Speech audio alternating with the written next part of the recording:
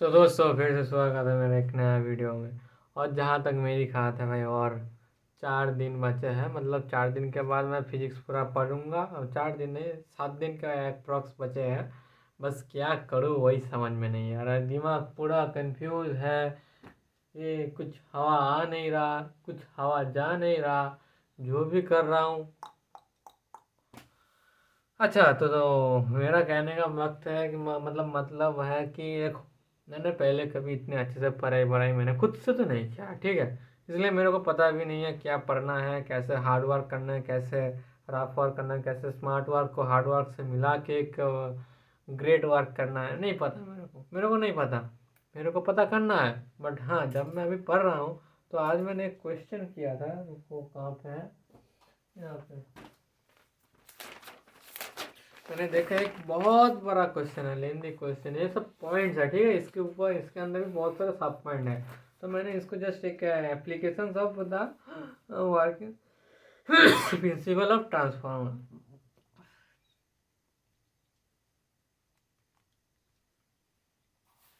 देखो मैंने यहाँ पे एक लिख दिया कि एप्लीकेशन ऑफ ट्रांसफॉर्मर। मतलब ट्रांसफॉर्मर कहाँ कहाँ, मतलब किस लिए यूज़ होता है।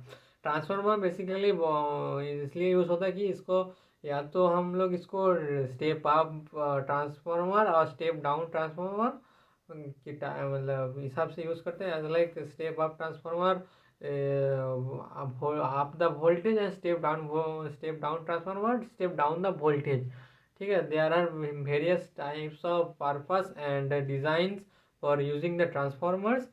अच्छा, उसके बाद है power distribution and sorry, power transformer and distribution transformer के अंदर power transformer distribution step up transformer कैसे काम आता है।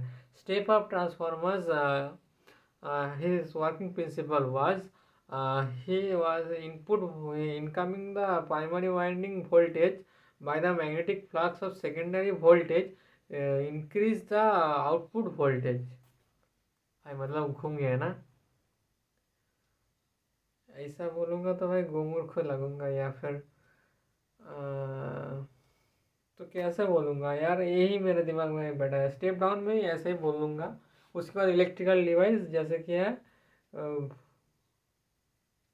Voltage regulation. वोल्टेज रेगुलेशन क्या है?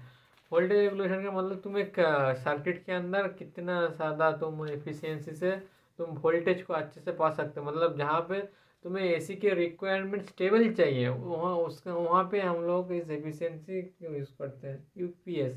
मतलब uninterrupt power supply is usually their work when the current gone, and it's provide some backup for some time।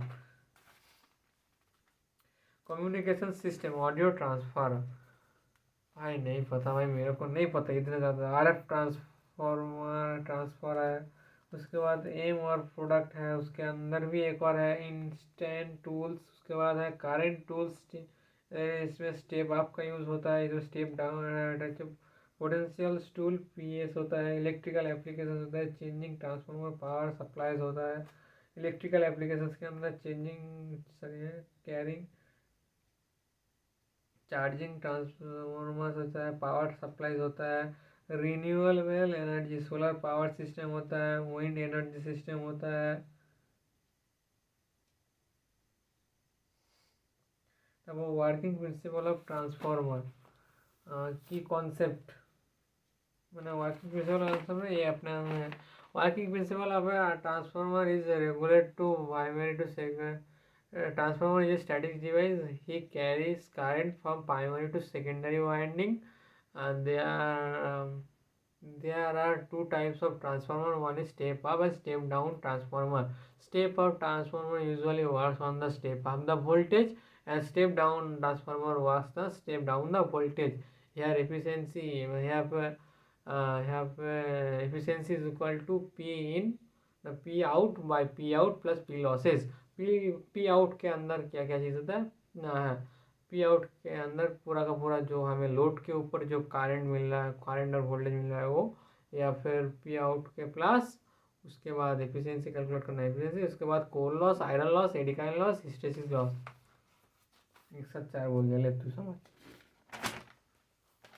बाद मिनिमाइज एफिशिएंसी यार, दिमाग मेरा छुट्टी पे जा रहा है। Total energy RTH PTH RTH माटोH। भाई मैं समझ नहीं पा रहा हूँ यार, कोई तो हेल्प कर दो। मेरा दिमाग पूरा घूम चुका है दोस्तों। मैं कर ही नहीं पा रहा हूँ, मैं समझ ही नहीं पा रहा हूँ। बस अब मैं एक चीज़ समझ पा रहा हूँ कि आज सोऊंगा, कल उठूंगा भाई, काम सिर्फ काम काम काम, फोन मोबाइल एकदम नहीं, सिर्फ पढ़ूंगा पढ़ूंगा पढ़ूंगा पढ़ूंगा। सेविस्टर के लिए गुड नाइट।